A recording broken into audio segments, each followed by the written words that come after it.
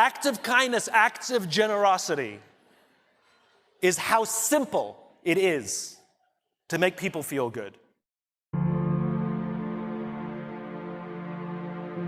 I was walking down the streets of New York City, and a guy walking in front of me, his backpack opened and a bunch of paper fell out on the street.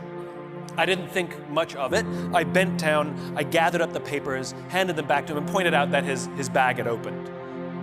Now, in our bodies, there's a chemical called oxytocin. Oxytocin is responsible for all the warm and fuzzies, unicorns and rainbows.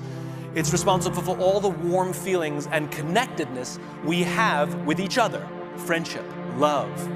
Huge amounts of oxytocin surge through a woman's body as she gives birth. This is what is responsible for the mother-child bond. Oxytocin binds human beings. There are many ways to get oxytocin.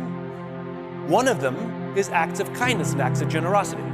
It feels good when we do something nice for someone. It feels good when someone does something nice for us. On this particular day, I did something for someone with no expectation of anything in return. I got a little surge of oxytocin. I felt good. He turned to me and he said, "Thank you. It feels nice when someone does something for us with no expectation of anything in return." He felt good. I walked to the end of the street. I'm waiting to cross the street. And a total stranger who happened to be standing next to me said, "I saw what you did back there. That was really cool." As it turns out, witnessing an act of generosity releases oxytocin, and he felt good. And the best part about oxytocin is the more oxytocin we have in our bodies, the more generous we become.